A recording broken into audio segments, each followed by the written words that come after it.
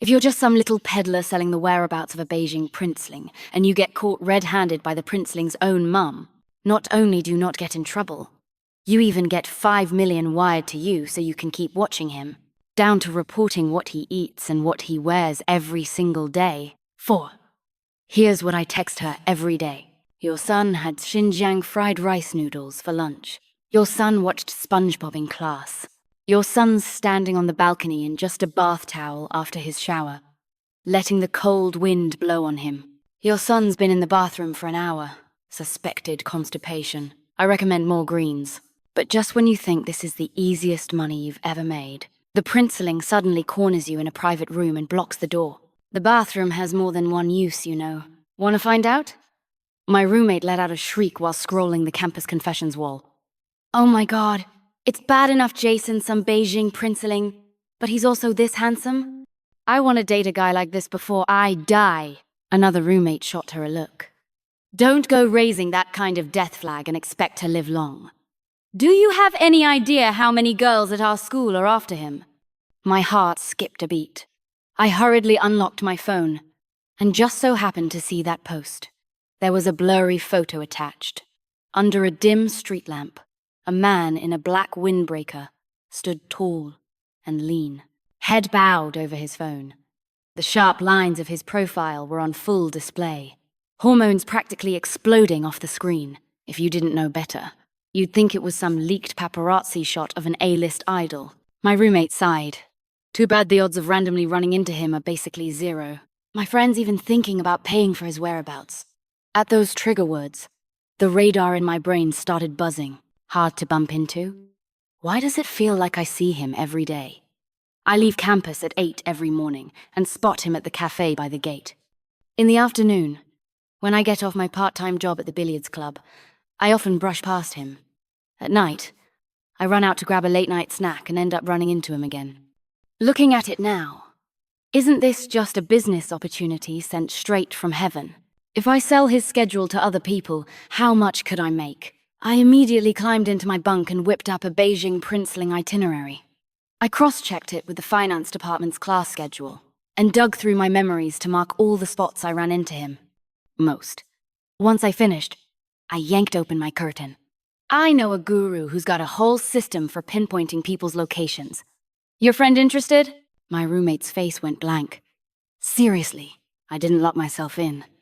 About an 80% success rate. Don't worry.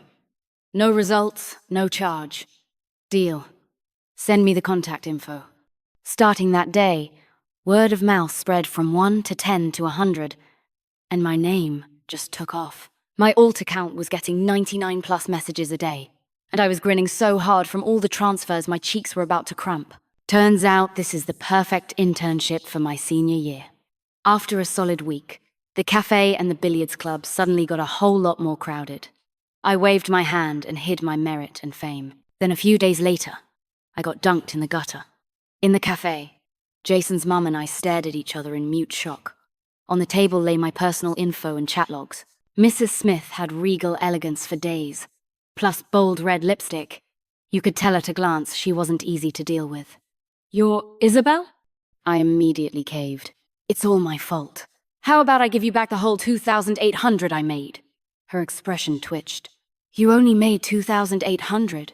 I nodded dumbly and tested the waters. Too little. Of course it's too little. Are you saying my son's only worth 2,800? Who are you looking down on here? You actually seem well suited for this line of work.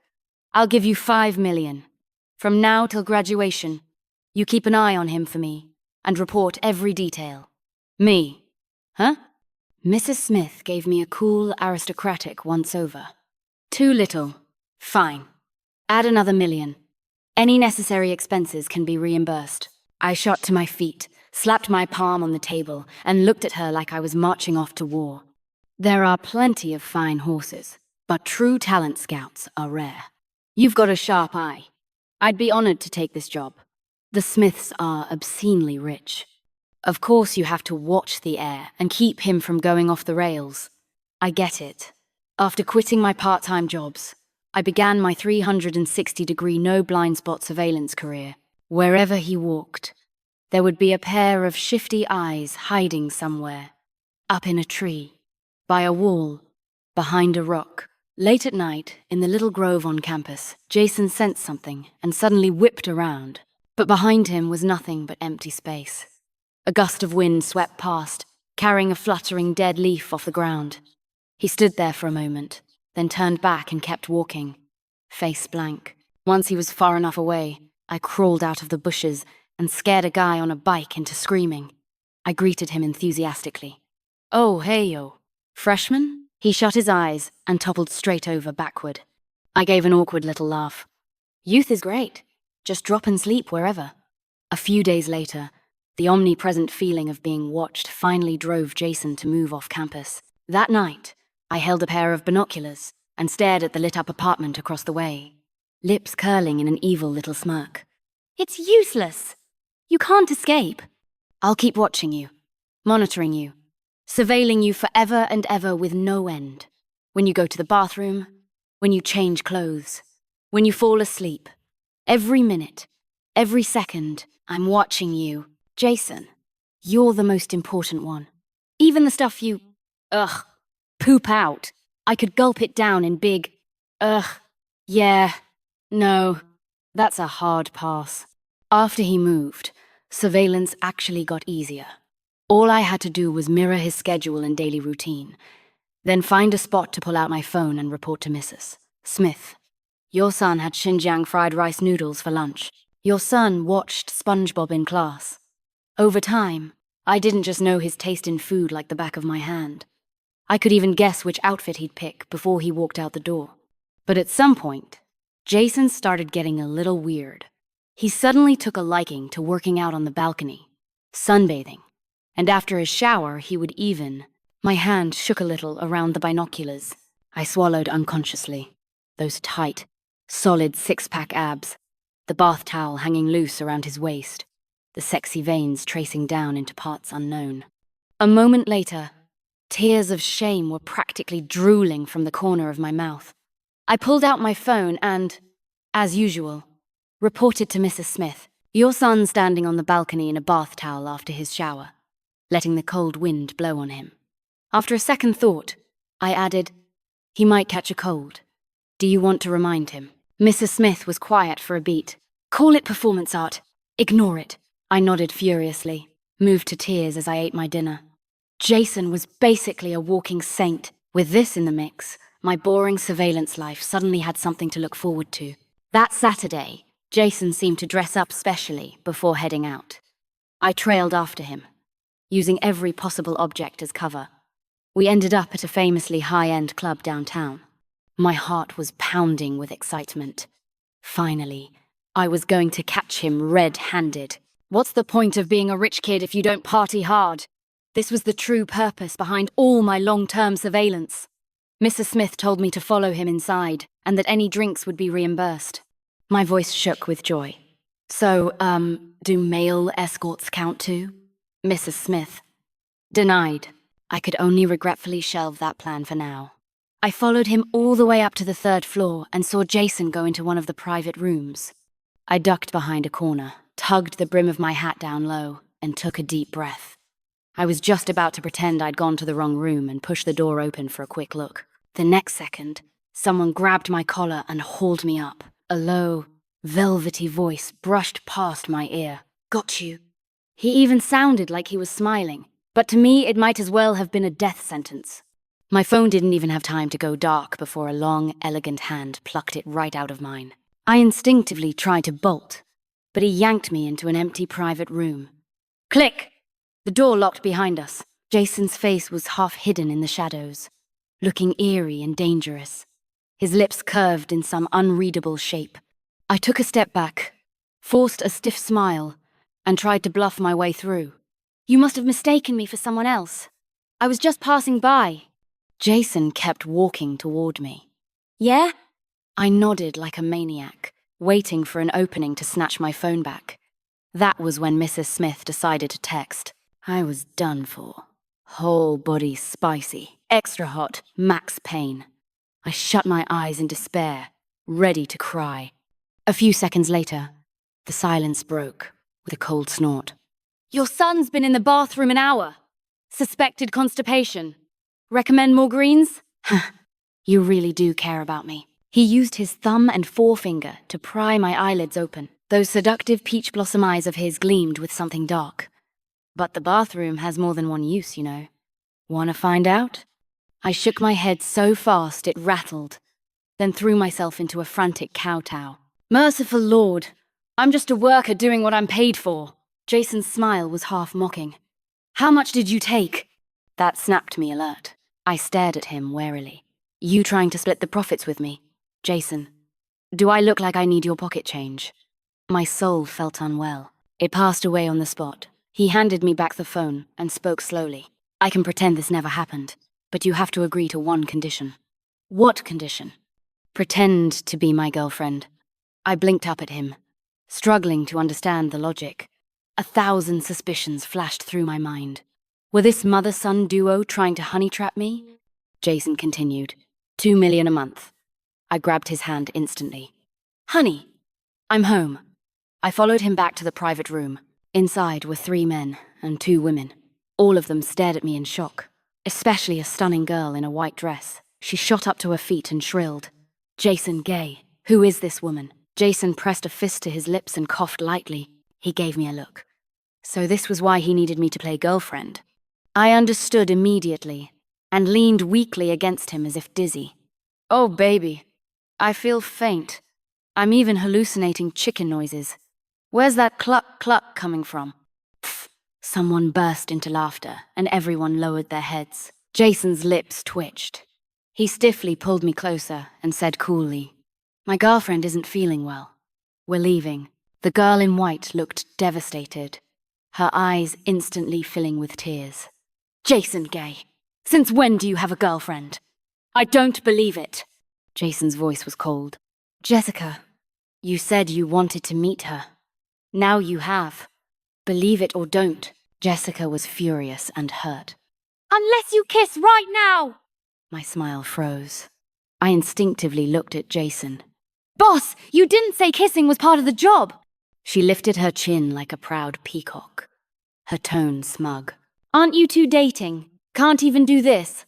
The next moment, warmth brushed my lips. Soft, hot, real. My eyes flew open, pupils quaking.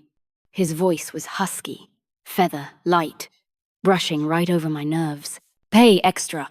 I kissed him back with tragic resolve. Add more.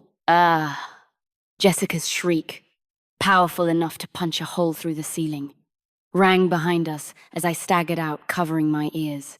Jason, meanwhile, hadn't lost that slight upward curve at the corner of his lips since the moment he kissed me, like he was in the best mood of his life.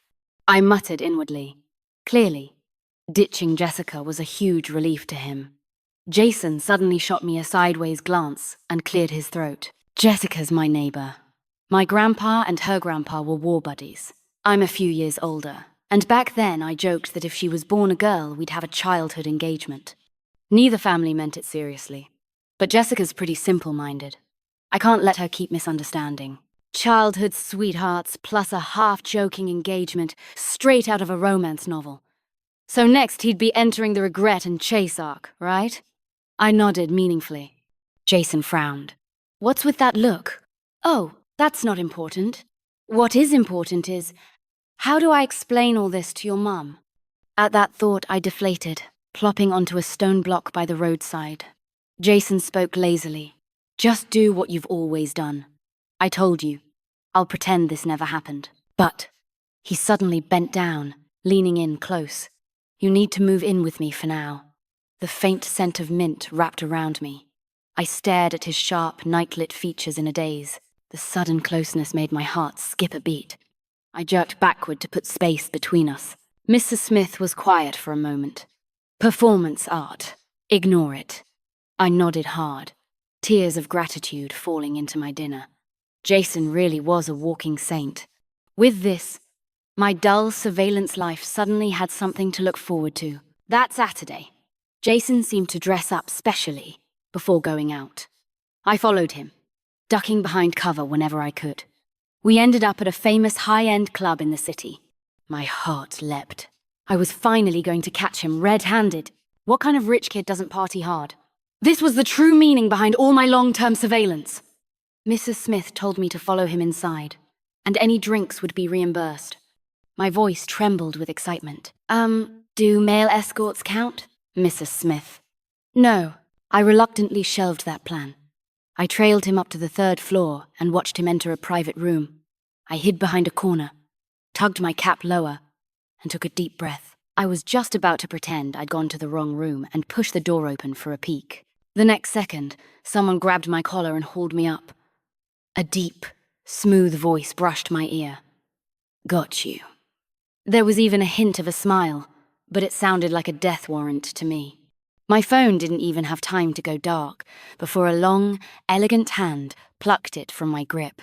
I instinctively tried to run, but he dragged me into an empty private room.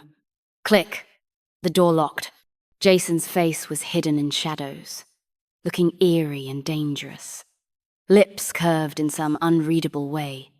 I backed up with a stiff grin. Maybe you've got the wrong person. I was just passing by. Jason stepped toward me. Really? I nodded frantically and was just about to grab my phone back when Mrs. Smith chose that exact moment to text. I was doomed, full spicy, all the way. I shut my eyes in agony, ready to cry. A few seconds later, a cold laugh sliced through the silence. Your son's been in the bathroom an hour. Suspected constipation. Recommend more greens? You really do care about me. He pried my eyelids open with his thumb and forefinger. Those intoxicating peach blossom eyes shimmered with a dark gleam. But the bathroom has more than one use, you know. Want to find out? I shook my head so hard it rattled, then dropped into a frantic kowtow. Merciful Lord. I'm just a girl doing her paid job. Jason's smile was half amused. How much did you take? At that, I stared at him warily. You trying to split the money with me. Jason, do I look like I need your pocket change? My soul felt faint. It died on the spot. He handed my phone back, speaking slowly. I can pretend none of this happened, but you'll agree to one condition. What condition? Pretend to be my girlfriend. I lifted my head, totally baffled, trying to follow the logic in his brain. A dozen red flags flashed through my mind. Were this mother-son duo setting me up for some honey trap scam? Jason continued. $2 million a month. I grabbed his hand immediately. Honey, I'm here.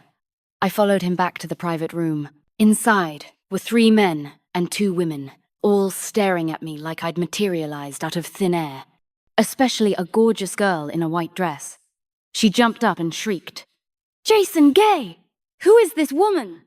Jason raised a fist to his lips and coughed twice. He shot me a look, so that's why he needed me to act as his girlfriend. I got it instantly, then leaned weakly against him like I wasn't feeling well. Oh, baby, I'm dizzy. I swear I'm hearing chickens clucking. Where's that cluck-cluck coming from? Pfft. Someone snorted with laughter, and everyone ducked their heads. Jason's lips twitched. He stiffly wrapped an arm around me and said coolly, My girlfriend's not feeling well. We're leaving. The girl in white looked stunned, her eyes instantly filling with tears. Jason, since when do you have a girlfriend? I don't believe it. Jason's tone was icy. Jessica, you said you wanted to meet her. Now you have. Believe it or don't. Jessica sputtered in anger and hurt. Unless you kiss right now. My smile froze, and I instinctively glanced at Jason. Boss, you didn't say kissing was part of the deal. She lifted her chin like a proud peacock, smugly declaring, Aren't you two dating? Can't even do that? The next second, something warm and soft pressed against my lips. My eyes flew open, pupils quaking. His voice brushed over me, low and feathery, making my heart itch. Pay extra. With great suffering, I kissed him back. Add more. Ah. Jessica's eardrum-shattering shriek chased us out of the room as I covered my ears in a daze. Jason hadn't stopped smiling since leaving. Lips curled like he was in the best mood of his life. I muttered inwardly. Guess getting rid of Jessica really made him happy. Jason suddenly shot me a sideways glance, and cleared his throat. Jessica's my neighbor. My grandpa and her grandpa were war buddies. I'm a few years older, and back then I joked that if she was born a girl, we'd be childhood fiancés. Neither family meant it seriously. Jessica's just simple. Can't let her misunderstand forever. So it was childhood friend plus engagement trope. Straight out of a romance novel. Next comes the heartbreak and chase arc. Right. I nodded meaningfully. Jason frowned. What's with that look? Oh, nothing important. What is important is, how do I explain this to your mum? The thought deflated me instantly, and I dropped onto a stone block by the roadside. Jason sounded casual. Just do what you've always done. I told you. I'll pretend this never happened. But, he suddenly bent down close. You need to move in with me for now. A faint mint scent curled around me. I stared blankly at his night-lit, perfectly sculpted features. The sudden closeness made my heart skip a beat. I jerked back to put space between us. That won't work. He tugged lightly at his collar, looking a bit warm, the outline of his muscles faintly visible. My breath caught. But on the other hand, Jason raised a brow, a hint of smugness in his eyes. Wouldn't moving in make it easier for you to monitor me? And if Jessica drops by and doesn't see any trace of a woman in my home, won't the whole act fall apart? He extended a long, elegant hand toward me.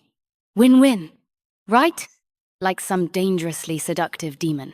I looked away and reached out to give him a high five. Instead, he laced our fingers together and pulled me forward. My eyes widened. Are you flirting with me? Don't look back. Jessica's behind us. I instantly deflated and let him drag me along. You better pay extra. Jason's lips curled silently ahead of me. Got it. That night, I sat cross-legged on my bed, staring at the message from Mrs. Smith like it might explode. Any updates? I typed anxiously. Do you mind if your son dates someone? Her reply came fast. Don't worry. I don't mind. I let out a breath. Your son may have a temporary girlfriend.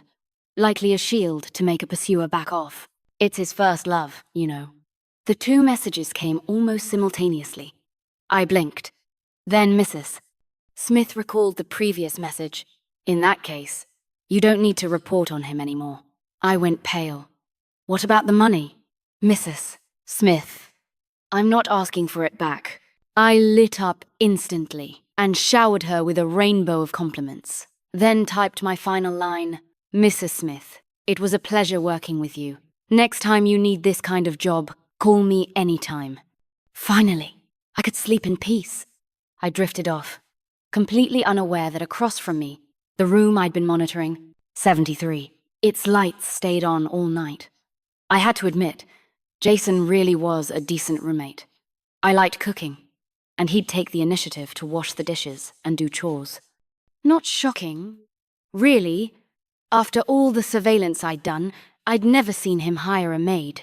The lack of spoiled rich kid attitude was a pleasant surprise, and it made our flimsy partnership feel a little closer. But Jason's occasional performance art still tormented me. Bumping into him in only a towel after his shower, fine, that I could handle. But the man couldn't even drink water without soaking his white t-shirt, leaning against the fridge in the dim light. The glow from inside outlined the curves of his chest, highlighting every sculpted line. My gaze got stuck on the two rosy points on his torso, unable to look away. My throat grew drier by the second. Our eyes collided accidentally, and Jason's gaze sharpened. You have a nosebleed. I wiped instinctively and came away with a handful of blood. Jason walked toward me. I bolted into the bathroom and slammed the door. Isabel, are you okay? He called. I rinsed my face and mumbled. I'm fine, just overheated.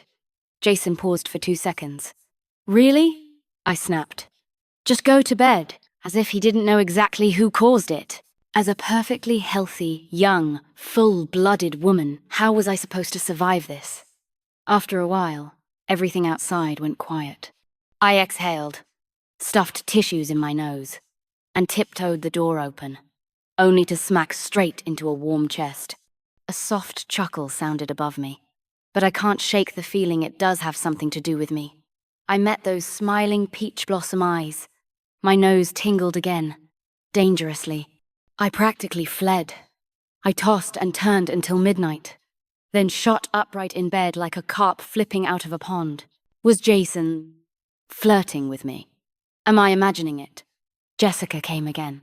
Ever since Jason told her he had a girlfriend, she'd been showing up constantly, inventing excuses to test us. Anyone normal would stop hanging from a crooked tree after a few tries. Not this kid. She charged harder every time. Against my will, I developed a weird sympathy for her. I didn't even have the heart to be sarcastic to her anymore. Jessica scowled. Hey, what's with that look? I gazed at her with benevolent pity. Well, what chaos are you here to cause today? She turned on the TV. Let's watch a horror movie together, 3 of us. My smile froze instantly. I can't watch that. I'm genuinely terrified of ghosts. I was about to refuse when she added, You two still act way too stiff. I can't believe you're real. As long as you pass my test tonight, I'll stop bothering Jason Gay forever. Deal? Jason. No problem. His eyes landed on me, carrying a faint trace of expectation. I assumed he was hinting. I had no choice but to nod. For the paycheck, I'd do it. Then I looked up, and all my mental preparation crumbled. She had put on The Wicked Ghost, one of the top 10 scariest Hong Kong horror films ever made. Some people look alive, but they've actually been dead a while. The creepy sound effects started, and I shook all over. Jason pulled me into his arms, his warmth seeping through my skin. It felt like it had the power to calm every fear. His reassuring voice eased into my ear. If you're scared, hide your face in my chest. I didn't pretend to be brave. I dove in, wrapping both arms around his waist. Damn. So this is what they mean by broad shoulders and a narrow waist. Magic. My fear vanished instantly. Without thinking, I rubbed my cheek against his firm pecs. I didn't even notice that Jason's body was getting stiffer and stiffer. You creep! Your photo album is full of pictures of Jason Gay. Jessica's voice cut through the moment like a whip. My eyes flew open. She was scrolling through my photo gallery with the same expression elderly commuters use on the subway. How do you know my password? Jessica folded her arms smugly. I saw it once and remembered. Duh. After snatching my phone back, I glanced awkwardly at Jason. But instead of the expected judgment, he looked away, ears glowing red in the dark. I stared at him suspiciously, and my gaze caught on something. Jason shot to his feet like a gust of wind and stormed into his room without a word. He moved so fast he practically blurred. Jessica burst into triumphant laughter. Jason Gee is definitely freaked out by your perviness. Just wait, he'll break up with you. A little smart, but not too smart. I pressed my burning face, my stunned brain slowly rebooting. No way, right? This is a horror movie, not an adult film. Jessica got annoyed when I didn't answer. Hey, Lopez! Why aren't you saying anything? I slowly turned my empty gaze toward her, voice raspy and eerie. I'll keep watching you, monitoring you, watching you endlessly, eternally, without pause, when you pee, when you shower, when you go out, when you change, when you sleep. Every minute, every second, I'll be right there, staring, observing, forever, until death. She went pale and bolted straight into Jason's room. Jason Gee, help! I snorted. Please, as if I can't deal with you. I stretched, and then another scream erupted from Jason's room. When I arrived, Jessica barreled into me, crying hysterically. You two psychos, go lock yourselves up together. What did she see to scare her that badly? I leaned in to peek, but the door slammed shut. Jason braced against it, glancing down at me with a half smile. What are you looking at? And suddenly I remembered when I used to monitor him. He could stay in the bathroom for an hour. Combine that with what just happened, he could be doing anything in there. My expression turned complicated. He leaned closer, staring at me. What exactly are you imagining? I patted his shoulder casually. Big, strong man. I get it. Then I clasped my hands behind my back like an old man taking a stroll, and returned to my room. Jason sighed helplessly. Hey, it's not what you think. I waved a hand without looking back. Say no more. I understand. He rubbed his temples, torn between laughing and swearing. When I got another message from Mrs. Smith, I froze. Mrs. Smith, it feels strange not getting updates from you. I rolled across my bed and burst out laughing. Should I keep reporting then? Mrs. Smith, yes. And so, from that day on, I resumed my meticulous daily reports. Not just about Jason, about tiny pieces of my own life too. She never questioned or complained. She replied to everything, grinning at my phone like a blooming flower. I noticed Jason looking at me, torn between speaking and sulking. So you're chatting with my mum now? I waved him off. Working. Jason. Tss. Soon, it was graduation photo day. Before we left, Jason handed me a bouquet of bright sunflowers. He rubbed his neck, looking out the window as if nothing happened. Well, people say you should give your girlfriend flowers when she graduates. I figured you'd like these. I took the bouquet, and the moment I smelled that familiar scent, my eyes welled up. Like it? How could I not? I was raised by my grandma. She had a sunflower field. When I was little, she used to tell me that when the flowers ripened, my parents would come back for me. When I grew up, I learned the truth. My parents didn't want me. Only Grandma treated me like treasure. She said when I graduated college, she'd pick the prettiest sunflower for me. But she didn't make it. I didn't even see her one last time. She'd been sick for a long while, hiding it so she wouldn't burden me. Now I had money. But the grandma who waited for me by the sunflower field was gone forever. When Jason saw my tears, he panicked. Do you not like it? I'm sorry. I threw my arms around him. Thank you. I love it. A breeze brushed past us. Wind chimes tinkled softly. The sound melded with our pounding hearts. I couldn't tell whose rhythm was falling apart first. When we reached campus, my roommates froze at the sight of my bouquet. Isabel, why does your bouquet look exactly like the one Jason gave his girlfriend? My heart lurched, but I forced a shocked expression. No way. I just grabbed this at the campus flower shop. Jason has a girlfriend? They didn't doubt me at all. Excited, they shoved their phones at me. Screenshots of Jason's Moments post. Just a single sunflower photo and one line of text. Congratulations to my girlfriend on her graduation. Below it, the comments refreshed by the dozens every second. My roommate patted my shoulder. That master you introduced last time is amazing. Someone must have succeeded. I'm so jealous. I backed away guiltily. After the photos, I was about to slip out, but they dragged me straight to the graduation party. In the KTV room, as wailing high notes echoed like ghost cries, I silently drank in the corner. My roommate panicked. Stop! When you drink, you cause chaos. We won't be able to hold you down later. I snickered. Relax, I've changed. She was talking about sophomore year, when we had hot pot in the dorm and some beer. I'd never drunk before and wanted to try. A few cups later, I went wild, then finally calmed down, only to crawl into my roommate's bed in the middle of the night and kiss and hug her all over.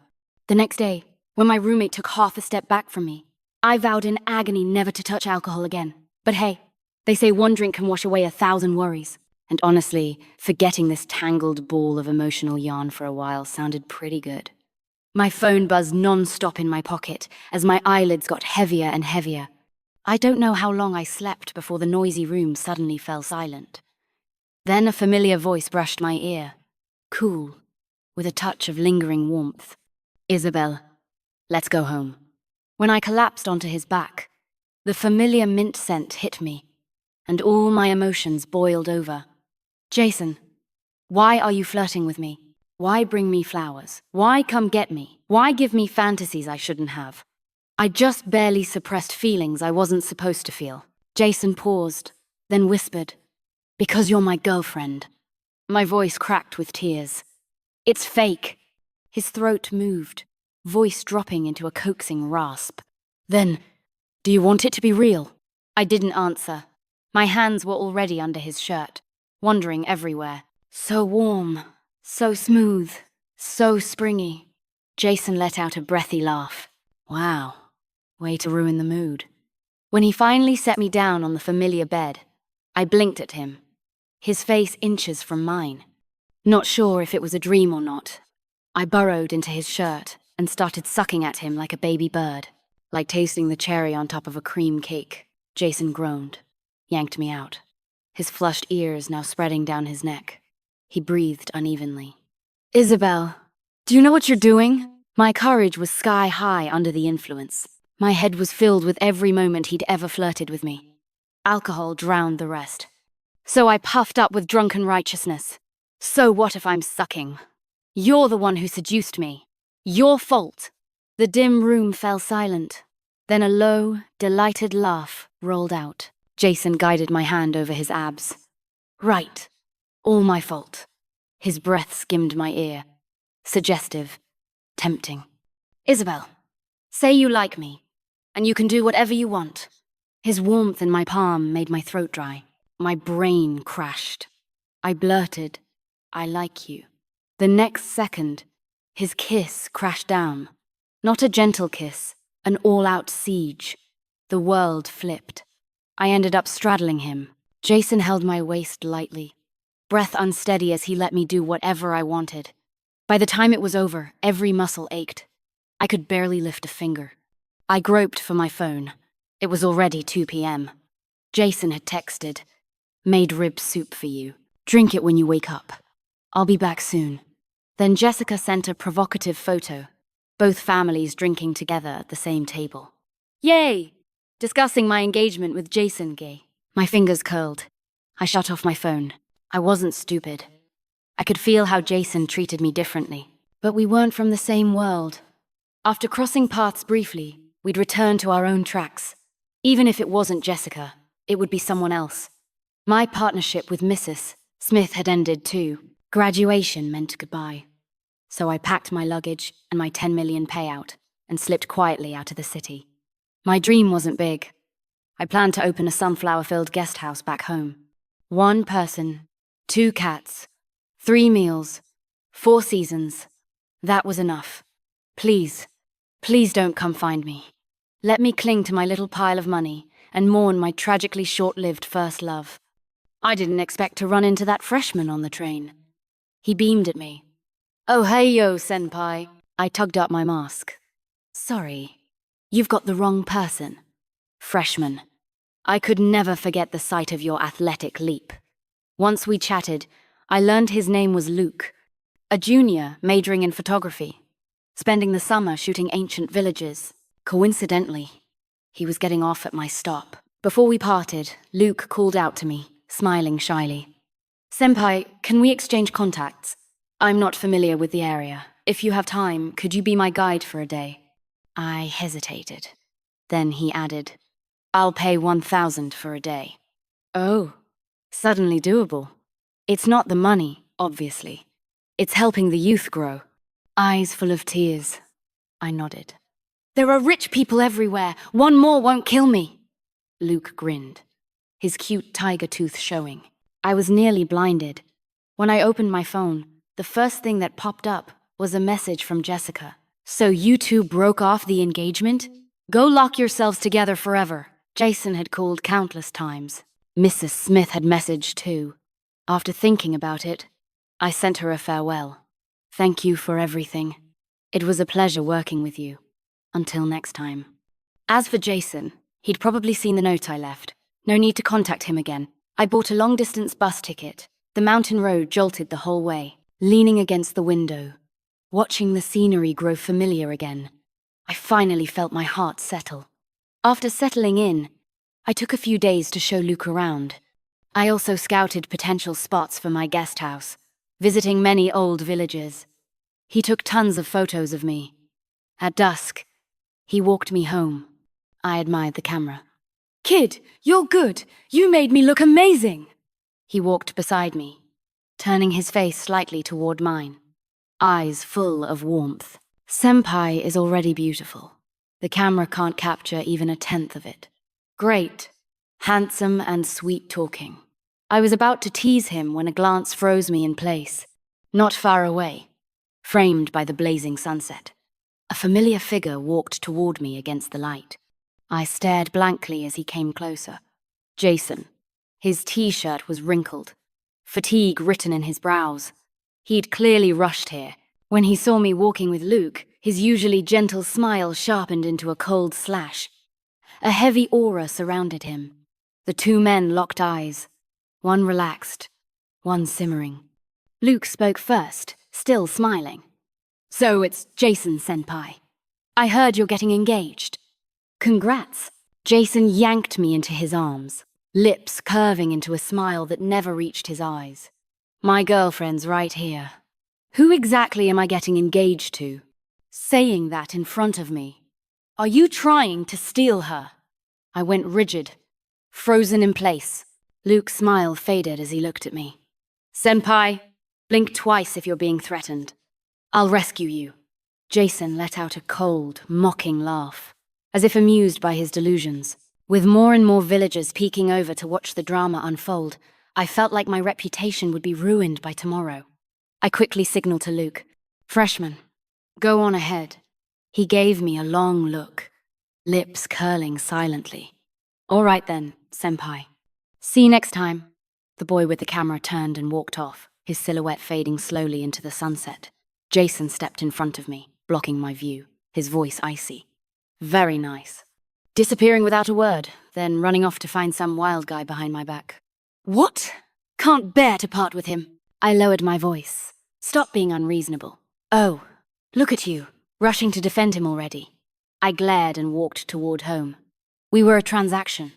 The job's done. We go our separate ways. Perfectly normal. "Then why are you here looking for me?" Jason followed close behind. "I can explain the thing with Jessica. Our families met to clear things up. That's all. Not an engagement. I already have someone I like, even if it was just a joke. I didn't want you getting the wrong idea." A sudden ache pricked my heart. I fought the urge to look back. "We're not suitable." "What part of us isn't suitable?" "You can't give me what I want." Jason grabbed my wrist and forced me to face him. His eyes were dark and deep. "Money, company, love. I've even given you my body. What else do you want?" "Peace," I answered. "Wow." "Jason." I shook him off, rushed inside and locked the door, terrified that 1 second of hesitation would make me cave. Sometimes I admit my rationality borders on coldness, but love alone doesn't conquer everything. Even if we stayed together, would his family ever accept me? Would they respect me? Until all the practical issues were resolved, every promise was just empty air. Rather than throwing myself into the fire for him, I chose myself. That night, I peered through the window. Only after I confirmed he had finally left did I let out a quiet breath. Then my phone rang. Seeing the caller ID, my lips lifted. "Isabel, I heard you graduated and came home. Why didn't you visit me?" "It's been ages. Come tomorrow. I'll cook for you," I replied sweetly. "Okay, I was planning to visit these few days anyway." Back in freshman year during Qingming, I returned to the village to sweep my grandma's grave. In town, I happened to witness a robbery. An old lady's gold bracelet was snatched. She was so panicked, she burst into tears. After we called the police, I yelled for help and, with a few good people, caught the thief quickly. Later, I accompanied her to make a statement. She kept wiping the bracelet, eyes full of bittersweet memories. "My old man bought this for me when we married. I can't lose it." Her surname was Lee, and I couldn't help feeling close to her. Over time, we kept in touch. She lived alone. Her children all worked in big cities. Every time I returned, I'd share a meal with her. The next morning, I woke early, carrying milk and fruit to visit Granny Lee. The moment the door opened, my smile froze solid. A smile never disappears. It only relocates. Jason naturally took the things from my hand. Light sparkled in his eyes as he spoke casually. "Isabel, right? No need to bring anything. It's too much." I stared like I'd seen a ghost. "Why are you here?" Granny Lee came over, delighted. "Isabel, come in. We're about to eat. Let me introduce... This is my grandson, Jason." I nodded stiffly, and was about to improvise when Mrs. Smith stepped out from the inner room, smiling like spring sunshine. "Mum, They know each other. My vision dimmed. My knees nearly gave out. Why are you here? She wasn't here to expose me, right? Mrs. Smith smiled kindly. I'm visiting my mother. And also, helping this useless boy chase his girlfriend. Granny Lee blinked in confusion. So Mrs. Smith explained briefly. Granny Lee immediately clapped in delight. So you two are already together. I've been wanting to matchmake you. What a heaven-sent fate. I tried weakly to explain, but Jason covered my mouth and dragged me upstairs. Isabel, you've already met the family. Don't even think about running. I glared. What is going on? Jason leaned against the door, smile tugging at his brows and eyes. Weren't you worried my family wouldn't approve? Well, now you know. My mum approves. My grandma approves. My dad has no right not to approve. Turns out that from the moment Mrs. Smith approached me, everything had been their plan. I stared. So I really did get honey-trapped by your whole family. Jason, who ever heard of a honey trap where we pay you? I narrowed my eyes. You're not getting that money back. Forget it. He huffed a laugh. Relax. It's all yours. So now, can you be with me without worries? I looked at him without speaking. Jason winced slightly. Money's too much. I can't spend it all. Would be nice to have a girlfriend I could give 5 million a month to. I instantly grabbed his hand. Your girlfriend has arrived. Our gazes collided. And suddenly we were the only two people in the world. Jason pulled me into his arms, rubbing affectionately against my neck. I missed you. The wind shaped the curtains. Wind chimes sang a melody of heartbeats. I whispered, I missed you too. After finishing the prep work for my guest house, we officially started construction. I took some time to return to the capital with Jason. When we ran into Jessica again, she was shopping with her little sidekick. The sidekick sneered. Girls from rural places are so pathetic. Jason's just playing with her. Didn't expect her flattery to smack the wrong horse. Jessica's face went cold. I grew up in the countryside too. Are you insulting her? Or insulting me? The sidekick paled instantly and slunk away. I didn't expect her to defend me. My feelings were suddenly complicated. Jason once told me her father got rich by catching the right wave, and only then did their family move to the capital. Jessica had spent a long, hard childhood, so her family spoiled her dearly. That made her arrogant and stubborn, but she never looked down on the poor. Even when she hated me before, she never mocked my background. Jessica looked away awkwardly. I'm not helping you. I just can't stand her. Uh-huh, sure. She glared at me, then muttered a shy apology. Anyway, I won't chase Jar Jason anymore. It's not like I really liked him. I'm just used to people pairing us together. Just don't run back to your hometown again out of spite. I sighed. It wasn't because of that. Jessica's eyes widened. Then it's because Jason's a total pervert, right? Last time I accidentally kicked over a box. Inside were photos of you packed edge to edge. She paused, then shot me a disdainful look. Oh, you're a freak too. You two are soulmates. Lock yourselves up and stop scaring people. I had to admit, she sparked my curiosity. While Jason was at work, I slipped into his room. I actually found a box as tall as my waist, filled with pictures of me from freshman to senior year. Every angle imaginable. Wow. No wonder he could come up with such deranged courting tactics. He is a deranged person. Then I opened my own photo album and fell silent. Okay, maybe I wasn't much better. When Jason came home and didn't see me, he called. My ringtone sounded from my room, but I didn't answer. He froze, walked over, and slowly pushed the door open. His eyes locked in place. The entire room was plastered floor to ceiling with photos of him. The curtains were drawn, only a sliver of light slipping in, making the scene eerie and chaotic. He stepped back, and my voice echoed faintly behind him. You found out? Huh. I'll keep watching you, till forever.